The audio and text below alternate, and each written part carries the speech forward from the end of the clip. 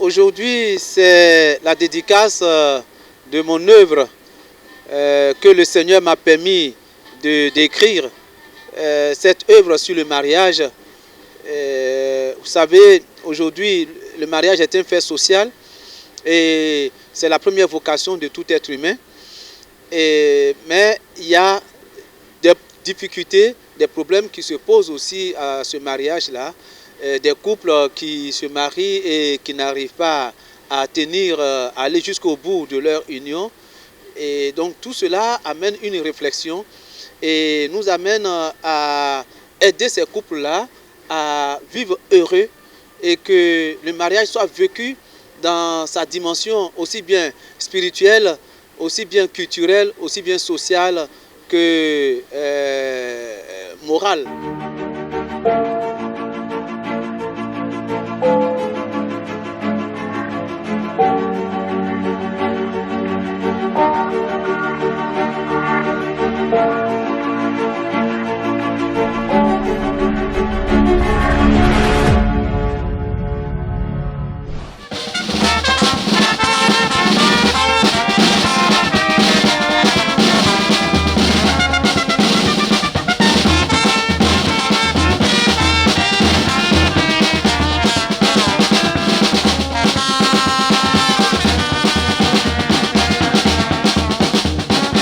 Voici comment va s'articuler notre rencontre du jour. Tout à l'heure, Marc Roland va nous donner un petit air et après, nous allons présenter l'auteur du livre qui nous rassemble ce jour. Ensuite, nous vous présenterons brièvement le livre, un petit résumé, et puis on procédera aux allocutions. Tu t'es sacrifié pour moi, un malheureux pécheur loin de toi, ô grand sauveur, sois adoré. Je te bénis, je suis à toi. Louis Akwatia Noncho est originaire d'Abidjan à Djamé, en Côte d'Ivoire. Il est prêtre catholique de l'archidiocèse d'Abidjan. Il est titulaire d'une licence de sociologie à l'université d'Abidjan. Et puis, comme ça ne suffisait pas, deux masters. Là, c'est un niveau plus supérieur. Deux masters de théologie à l'université de Fribourg, c'est en Suisse. Et enfin, le summum qui lui confère le droit de donner le savoir, de dicter le savoir, de partager une idée, de partager un enseignement. Il est docteur. Docteur en droit canonique à l'université de Strasbourg, c'est en France. Et enfin, il est animateur de l'émission Tout savoir sur le mariage à Radio Espoir, à Abidjan-Port-Boué. Et il est professeur de droit canonique à l'Institut catholique missionnaire d'Abidjan, ICMA. Ovation pour l'homme, s'il vous plaît. Parce qu'il est rentré avec un bagage intellectuel, ici, et un savoir-faire qu'il maîtrise. Ce monsieur que vous voyez là est juge catholique au tribunal ecclésiastique. Parce que l'Église catholique a son tribunal, qui est différent du tribunal civil qui est derrière, que vous connaissez. Donc, ce monsieur que vous voyez est capable de vous assister, de vous conseiller, de vous orienter et de vous aider à comprendre ce que dit le droit canon, ce que vous devez savoir du droit canon. Il est aussi, par ricochet, le conseiller des évêques catholiques de Côte d'Ivoire. Ovation pour cette sommité qui se présente à nous aujourd'hui. Alors ce monsieur nous a offert un livre que nous allons vous présenter maintenant. Voici le résumé du livre du Père. Son livre est intitulé « Mariage et dissolution du lien dans la coutume attient en droit civil ivoirien et en droit canonique. Approche comparée et nouvelles perspectives. L'étude de la famille, fait social prééminent et fondement de toute activité humaine, permet d'avoir une vision globale de la vie dans le cadre de cette cellule sociale de base et de discerner le fondement et l'évolution des rapports interpersonnels en son sein. De ces rapports naissent parfois des conflits matrimoniaux perceptibles dans toute situation. Ce phénomène est de plus en plus marqué en Afrique.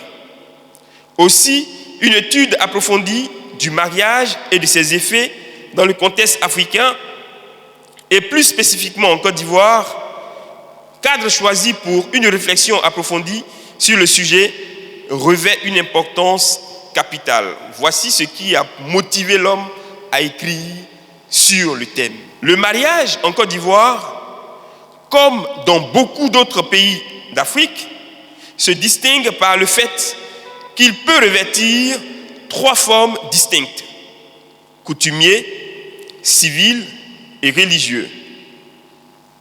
Nonobstant la forme considérée, les multiples interventions des familles dans le sens large de leur terme, dans les foyers conjugaux, tendant à régler d'éventuels conflits et à réconcilier les conjoints en instance de rupture, et les nombreux divorces ou séparations du corps qui interviennent immanquablement ne peuvent laisser indifférents et interpellent fortement la conscience des pasteurs eu égard à l'importance de l'union de l'homme et de la femme dans la société traditionnelle touchée de plein fouet et par surtout la modernité. Ces constats ne se limitent pas seulement à la population urbaine. Ces constats concernent aussi la population rurale qui se trouve également confrontée à la modernité, mais aussi aux droits de la population, aux droits de l'Église catholique sur le mariage. L'Africain, aussi bien citadin que rural, doit en effet faire face aux normes matrimoniaux ou matrimoniales. Puisqu'on parle de normes ecclésiastiques qu'il a souvent du mal à observer. Sa foi n'est pas vécue conformément à son identité culturelle. Et face à cette situation, une question se pose. Et elle est de taille. Pour un authentique vécu de la foi chrétienne en Afrique, et plus particulièrement en Côte d'Ivoire, considérant les rapports entre certaines traditions matrimoniales africaines et les dispositions du droit matrimonial de l'Église, et considérant aussi la valeur sacrée qui reconnaît l'Africain au mariage coutumier, ne conviendrait-il pas de prendre en compte le mariage coutumier africain et d'insérer des dispositions particulières dans ce sens, dans le système normatif de l'Église catholique? Vous conviendrez avec moi que l'étude d'une telle problématique permet d'articuler le présent travail autour de 2 grandes parties subdivisées en plusieurs chapitres. Dans la première partie donc, de l'ouvrage à caractère plutôt socio-culturel, nous traitons du mariage et de la dissolution du lien dans la coutume akan et en droit civil ivoirien. Après une présentation générale de la Côte d'Ivoire et du peuple akan, nous décrivons la manière dont le lien matrimonial est scellé dans la coutume propre à ce peuple, mais aussi en droit civil ivoirien, avant d'analyser, dans une approche résolument comparée, la dissolution du lien matrimonial dans la coutume akan et en droit civil ivoirien.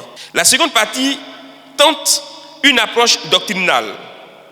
Nous observons la doctrine catholique concernant le mariage et la dissolution du lien. Nous tentons d'apporter notre modeste contribution à la résolution des problèmes matrimoniaux qui se posent actuellement à tout couple, à tout chrétien. Et l'auteur formule en conséquence un certain nombre de propositions relativement à des dispositions matrimoniales coutumières pouvant être prises en compte par le droit canonique actuellement en vigueur. Il me tarde de lui poser des questions au regard de la présentation de cet ouvrage.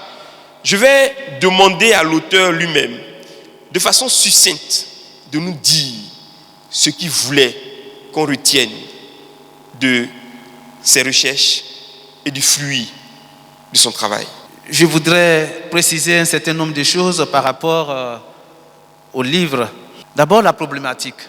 Alors, la problématique qui se dégage dans ce livre, et c'est-à-dire ce qui a poussé à écrire ce livre, ce qui m'a fait problème, et ce que je pense faire problème, et qui m'a poussé à écrire ce livre, est que pourquoi le lien conjugal. Alors, le lien conjugal, c'est ce qui se tisse entre l'homme et la femme quand ils s'unissent. Vous voyez, le mariage doit être vu.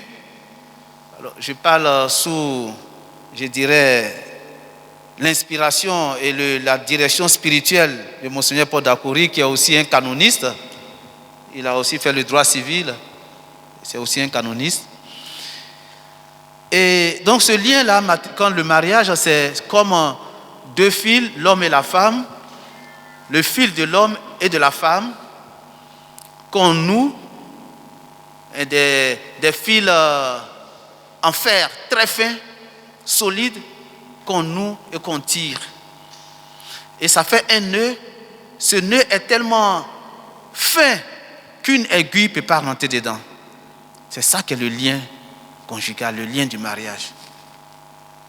Quand on tire, l'homme et le fil de l'homme et de la femme qu'on noue et qu'on tire, quand ils se marient, on tire, et le nœud qui est fait, qui est très solide, une aiguille ne peut pas rentrer dedans. Voilà pourquoi le Seigneur a dit, ce que Dieu a uni, que l'homme ne le sépare pas. Et ce nœud-là, c'est ça qu'est le lien conjugal. Alors, je ne comprends pas donc, comment est-ce que ce lien, ce nœud est tissé dans les différents types de mariages. Il y a 3 types de mariages. Le mariage coutumier dans la vie de l'homme. Il y a le mariage coutumier, le mariage civil et le mariage religieux. Et ce même lien existe dans les différents types de mariages. C'est le même lien. Quand Dieu a créé Adam et Ève, c'est vrai que leur mariage n'était pas encore chrétien, parce que les sacrements sont venus avec le Christ. Mais leur mariage était un mariage naturel, coutumier. Et ce lien qui est scellé entre eux existait déjà. Le lien conjugal existait déjà à travers le mariage coutumier. Le mariage civil aussi, il y a ce lien qui est établi entre l'homme et la femme. Et dans le mariage religieux, il y a ce lien-là aussi qui est établi entre l'homme et la femme. Et ce lien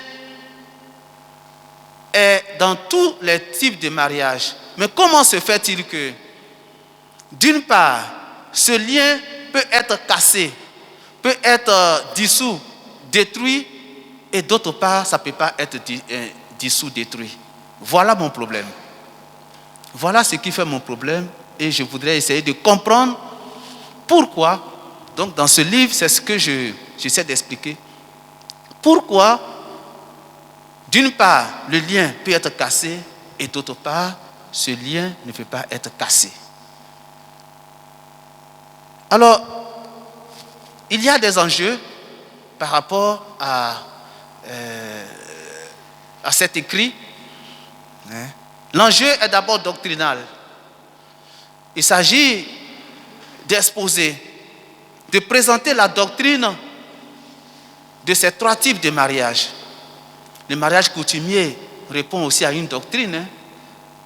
Nos valeurs coutumières sont aussi en des dispositions, des réalités. Ensuite, le mariage civil aussi et le mariage religieux. Alors, il s'agissait de présenter ces différents types de mariages, dire un peu ce que ces mariages représentent, ce que ces mariages signifient. Donc là, vous trouvez cela dedans. Le mariage coutumier, Atchan, je parle de chez moi, de ma culture, le peuple brillé. Comment ce mariage-là est tissé et qu'est-ce que ça signifie, tout ce qui concerne le mariage coutumier Atchan. Ensuite, le mariage civil, le mariage et le mariage religieux. Donc, je présente les différentes dispositions, j'explique un peu ce que sont ces différents mariages. Ensuite, il y a un enjeu pastoral.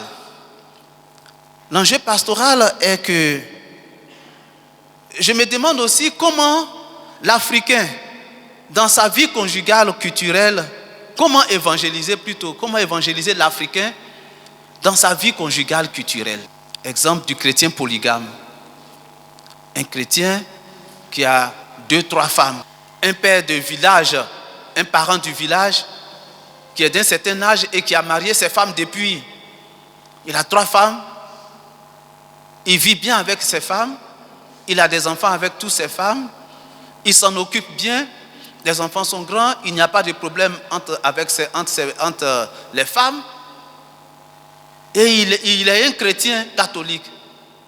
Alors comment arriver à évangéliser ce monsieur? Comment lui permettre de vivre sa foi chrétienne dans ce mariage-là, qu'il considère normal? Qu'il considère normal pour lui. Il a marié coutumièrement ses 3 femmes. Il les a mariées coutumièrement. Ça, c'est normal pour lui, parce qu'il va marier d'abord telle femme, après il a fini, il va marier l'autre femme. On ne les marie pas ensemble. La coutume, ça ne se fait pas comme ça. On va marier une femme, une femme, une femme. Et ça se fait. Donc pour lui, il est bien. Il est heureux avec cela. Alors comment arriver à l'évangéliser? Comment arriver à lui permettre de vivre sa foi chrétienne dans cette situation? Est-ce qu'il pourra communier et comment? Voici un peu l'aspect pastoral, l'enjeu pastoral qui se dégage dans ce livre-là et qui se pose à nous, Africains d'aujourd'hui. Alors, il faut savoir que on pourrait peut-être dire que mais comment un prêtre peut aller poser de telles questions? C'est le fruit de ma recherche, je veux savoir. Et la recherche n'est pas limitée à la foi. La recherche, quand on fait une recherche, on met la foi en veilleuse. Surtout une recherche scientifique, une recherche universitaire, la foi est mise en veilleuse. Donc il faut bien comprendre cela. Mais c'est pour faire ressortir certaines choses par rapport à cette problématique. Alors, la méthode que j'ai utilisée dans cet écrit, c'est la méthode sociologique. Parce qu'on a eu quand même à se familiariser un peu avec la sociologie à l'université d'Abidjan. Donc c'est la méthode sociologique. D'abord la description. J'ai décrit un peu les différents types de mariages avec leurs orientations, les dispositions. Et ensuite la méthode comparative. Et c'est ce qui fait la spécificité de cet ouvrage. Comment la comparaison de ces 3 types de mariages. J'ai cherché un peu pour pouvoir écrire cette thèse, j'ai cherché dans la bibliographie la comparaison en même temps de ces 3 types de mariages, je n'ai pas trouvé. Donc, il y a une spécificité dans cet ouvrage en ce qui concerne la comparaison de ces 3 types de mariages en même temps. Et je termine par émettre, sinon ouvrir une perspective de recherche. Il s'agissait pour moi dans cet ouvrage d'amener à reconnaître la sacramentalité du mariage coutumier. La sacramentalité du mariage coutumier. On pourrait dire, mais celui-là, il rêve. Mais nos valeurs, notre mariage coutumier, nos réalités coutumières ont des valeurs. Et nous croyons en cela. Et elles ont des réalités, elles ont des vécus que nos parents observent, des dispositions qui sont observées. Et quand on fait un peu l'analyse, on voit que ces dispositions se rapprochent au sacrement, à la doctrine sacramentelle, sans toutefois le savoir. Donc, j'essaie de faire comprendre cela aussi dans ce livre-là. Et je demande comme ça qu'on puisse déclarer la sacramentalité du mariage chrétien, la sacramentalité du mariage coutumier plutôt. Et insérer les dispositions coutumières et matrimoniales dans le droit canonique. C'est une proposition. Voyez, ça peut paraître ambitieux, mais il y a eu des recherches, des études qui ont été faites dans ce sens pour l'insertion des dispositions matrimoniales coutumières dans le droit canonique. Pourquoi pas? Pourquoi ne pas créer comme le code canonique des églises orientales, un code canonique des églises d'Afrique qui prendra en compte nos réalités coutumières, nos réalités africaines. Vous voyez? Et c'est en cela que je termine. C'est cette proposition, ce souhait que je formule, qu'on puisse accepter que l'Afrique est aussi un code des églises d'Afrique, que les Africains aient aussi un code à eux, comme les églises orientales ont un code. Padre, vous avez dit sacramentalité. C'est quel mot? Ça vient d'où? En fait, la sacramentalité, on va dire, mais pourquoi ne pas dire sacralité? Que le mariage coutumier est sacré. C'est déjà sacré. Pour l'Africain, le mariage coutumier est déjà sacré. Parce que c'est ce mariage qu'il considère d'abord. C'est ce mariage qu'il considère. Michel Legrain disait qu'il parlerait d'un impérialisme culturel occidental. Il parlait d'un impérialisme culturel occidental qui s'impose à l'Afrique. Vous voyez, c'est un auteur qui m'a beaucoup inspiré parce qu'il défend effectivement le mariage coutumier africain. Vous voyez, alors la sacralité est déjà là puisque l'Africain ne reconnaît, l'Africain au vrai sens du terme, nos parents du village ne reconnaissent que le mariage coutumier. Quand ils sont mariés coutumièrement, ils sont bien mariés. Le mariage civil, pour eux, je ne sais pas si c'est nécessaire, et le mariage religieux encore. Le mariage religieux, c'est pour communier, voilà. Mais un bon Africain, il va se contenter de son mariage coutumier. Et c'est tout. Voilà. Alors, la sacramentalité dont je parle, il s'agissait de déclarer effectivement que le mariage coutumier est sacramentel. Pour éviter d'envoyer nos parents, les vieux du village, à aller suivre encore une formation catéchétique pour être baptisés. Même s'il a 2, 3 femmes. Mais comment est-ce qu'on peut, à partir de sa réalité-là, qu'il trouve normal, qu'il vit bien avec ces 3 femmes, comment on peut l'amener à vivre sa foi chrétienne? Merci à tous ceux qui sont venus. Nous allons passer maintenant aux allocutions. Alors, M. Soro Jean-Paul représente feu M. le président Laurent Dona Fologo. De son vivant, le président Fologo avait un penchant particulier pour les prêtres. Pourquoi? Parce que lui-même a failli devenir prêtre et le Seigneur a décidé autrement. On a beaucoup d'amis prêtres que nous connaissons. Dans cet esprit qu'il a eu encadré le Père Lancho aujourd'hui, ils ont gardé de très très très bons rapports. Donc il était normal que la famille dépêche quelqu'un pour venir le représenter, soutenir le Père Lancho, le féliciter pour son œuvre, je viens de l'écouter, le féliciter pour ce beau travail qu'il a fait et prier le Tout-Puissant qui l'accompagne dans sa carrière En tout cas, la famille vous dit félicitations. Et par ma voix, ils m'ont chargé de trouver les mots qu'il faut, les vocables qu'il faut, les expressions langagères pour vous dire félicitations. En tout cas, merci à tous et félicitations encore, cher révérend Père Nancho. Le Père Akafou appréciait à sa juste valeur le travail de révérend Père Louis Nancho. Une fois, nous deux on en parlait, surtout que c'est un sujet que le Père Akafou tient à cœur. Le mariage en général, la stabilité du mariage en particulier. Il reconnaît qu'il peut y avoir des dissolutions du mariage avec maintien de liens, ou bien au cas d'un mariage invalide. Il tient à ce que les couples soient bien préparés,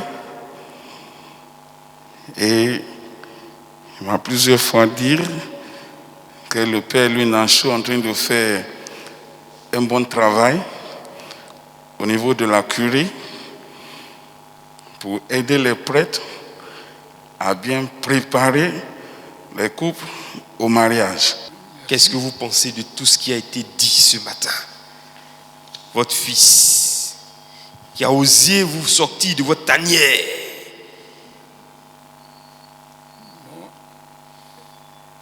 Merci à tout le monde. Je remercie l'Assemblée parce que quand des gens viennent comme ça écouter ce qu'on a fait, on a réalisé, et ça fait un peu plaisir. Alors je vous remercie d'être venu écouter cette dédicace, et on remercie le Père Nancho qui a travaillé pour nous, et ça fait plaisir aussi que ce travail soit fait, et on parle aussi de la Côte d'Ivoire. Et seulement ce que peut-être que j'ai les propositions que tu as faites pour que le mariage traditionnel soit sacramentel.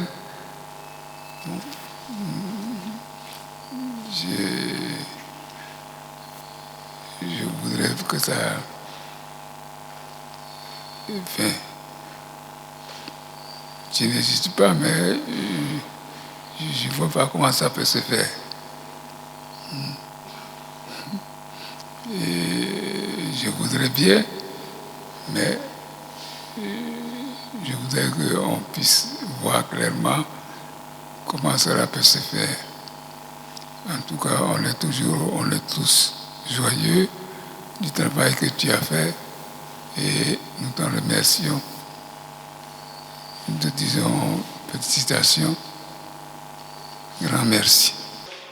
La parole est maintenant donnée à l'auteur du jour, le Père Louis Nancho, docteur Louis Nancho. Au moment où cette cérémonie tire à sa fin, adresser mes vifs remerciements à tous ceux qui ont pris une part active dans l'organisation de cette cérémonie qui pour moi est importante. Je voudrais remercier les décoratrices qui ont apprêté la salle, le service protocolaire, l'animateur du jour, Pierre Kipré, qui est aussi à Radio Espoir. Vous savez, souvent vous entendez Radio Espoir, et c'est lui qui fait les spots et autres à Radio Espoir. Voilà, il a eu une formation dans ce sens. Donc, il a bien voulu venir animer cette cérémonie. Merci. Je voudrais remercier le chante. Marc Roland, qui est mon bon petit. Alors, il n'a pas hésité. Quand je lui ai demandé de venir, il a dit je suis là, je serai là. Et vraiment, merci beaucoup. Avec l'organiste qui l'a accompagné, merci. Maintenant, je voudrais m'adresser au parrain. Monsieur Soro, je voudrais vous demander de bien traduire à la famille de mon ami, mon grand ami, comme on s'appelait, grand ami. Voilà, et mon grand ami, président Fologo, et toute ma reconnaissance et toute ma gratitude pour ce que le président Fologo a fait pour moi. Il m'a suivi depuis ma formation et dans toutes les paroisses où je suis passé. Lorsque je l'ai sollicité, il était là. Et il a beaucoup contribué pour les bâtisses des différentes paroisses.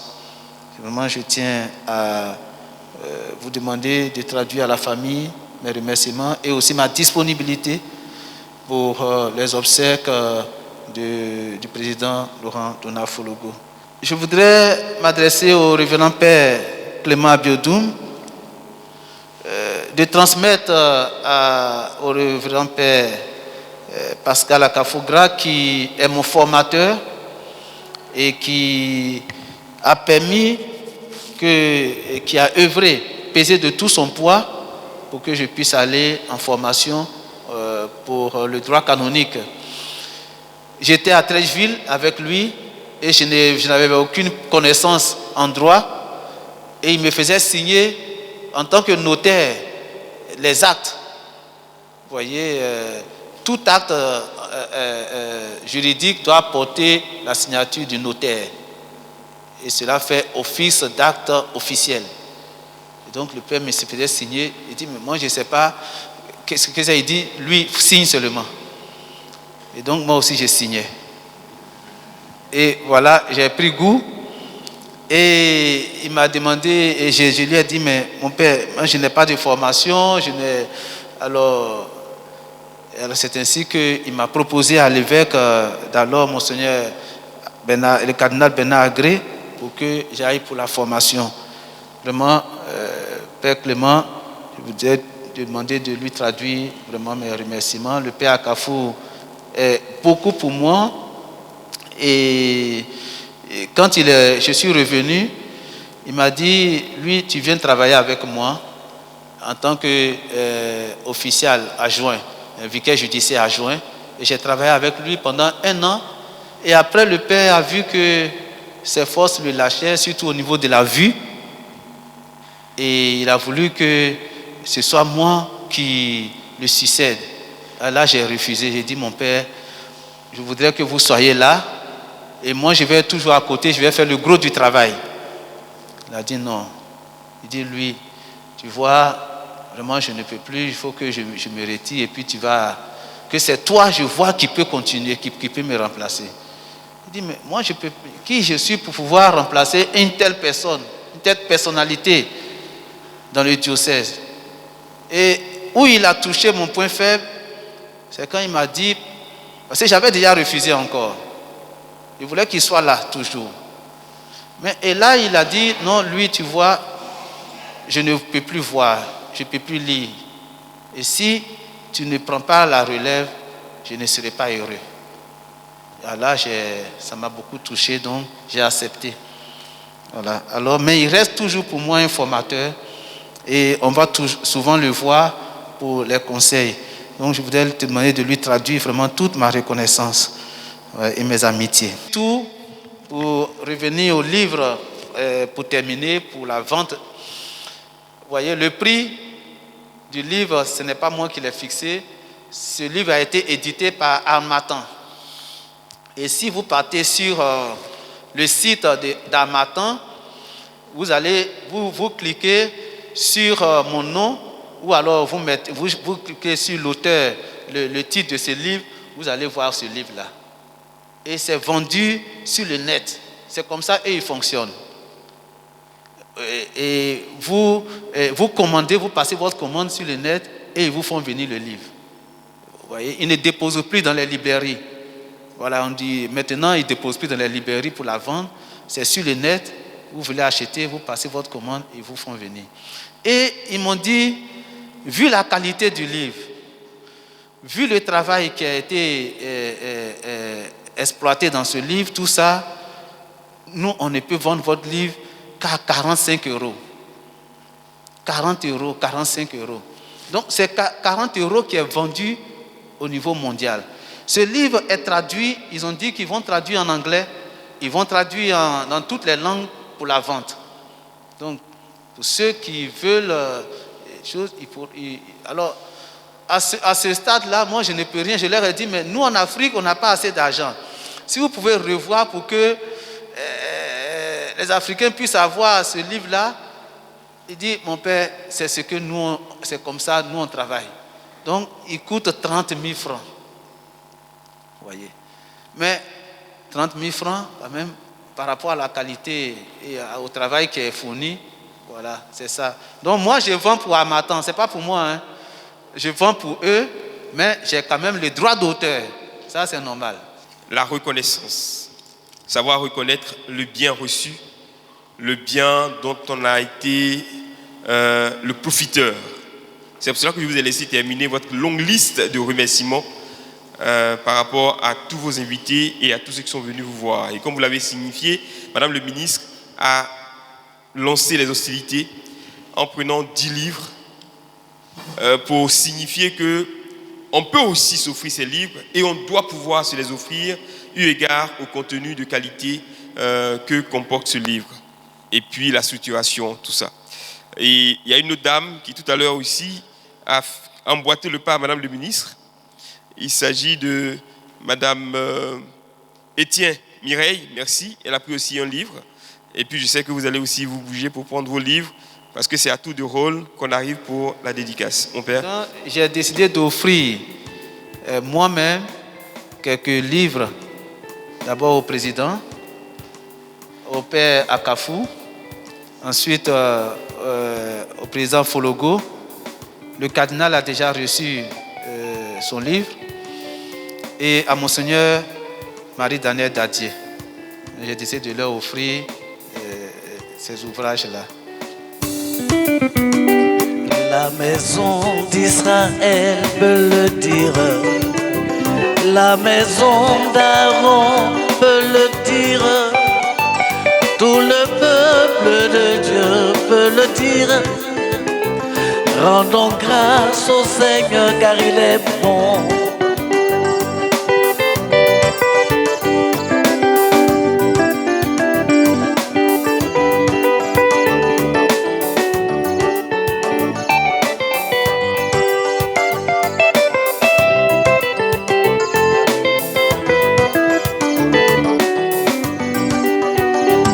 Dans l'angoisse, au Seigneur, je t'appelle.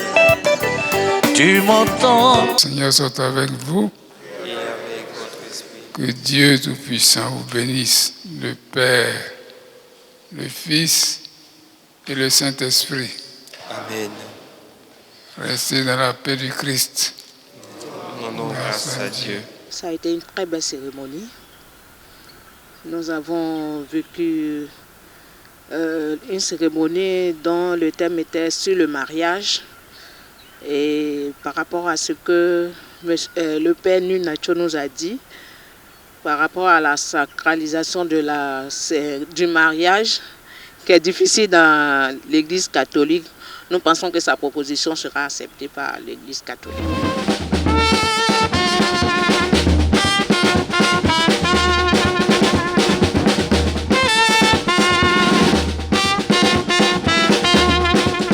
La cérémonie de ce jour était bénie par Dieu. Dieu était présent. Mais le père curé, lui, Nancho, est dans la tradition. Il est dans la tradition parce qu'il est africain, il ressent ce qu'il voit et par les écrits, aujourd'hui, il a mis par les écrits. Je pense que c'est une très bonne chose et c'est une bonne réflexion.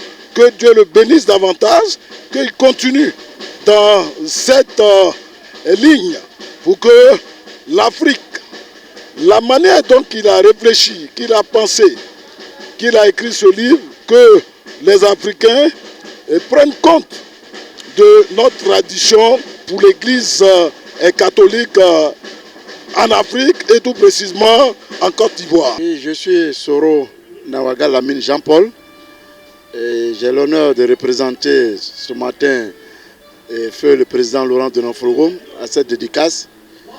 C'est un monsieur qui avait un penchant particulier pour les prêtres et c'est dans ce sens-là qu'il a adopté le père Nancho. Il a tout tenu comme il pouvait. Aujourd'hui, il n'est plus. Il était de notre devoir quand même de venir représenter à cette cérémonie. Féliciter le père Nancho pour l'œuvre écrite que nous allons sûrement lire et déguster. C'est une thématique qui donne effectivement à réflexion et qui est d'une qualité très importante. C'est pour cela que je voudrais suggérer que, comme il a si bien dit lui-même, qu'il y a une traduction en d'autres langues, donc pour permettre aux Africains, en dehors de la Côte d'Ivoire, donc au monde non francophone, donc aux anglophones et aux lusophones exactement, de pouvoir avoir cette matière de réflexion pour que très rapidement nous puissions avoir une adaptation à notre condition de vie. Le livre qui est sur le mariage permettrait aux lecteurs de découvrir les richesses du mariage sacrement de l'amour. Le mariage coutumier, le mariage civil, le mariage religieux. J'essaie de faire ressortir les différentes composantes de ce type de mariage, leurs caractéristiques et en quoi ces mariages sont utiles et ce que ces mariages peuvent apporter aussi à l'homme. Et je pense qu'aujourd'hui, les gens ont besoin de connaître mieux ce à quoi ils s'engagent. Et c'est ça l'objectif de cette œuvre que j'ai mise à disposition de tout homme, hein. Pas seulement les chrétiens, mais tout homme qui veut découvrir les richesses du mariage, il peut se procurer ce document.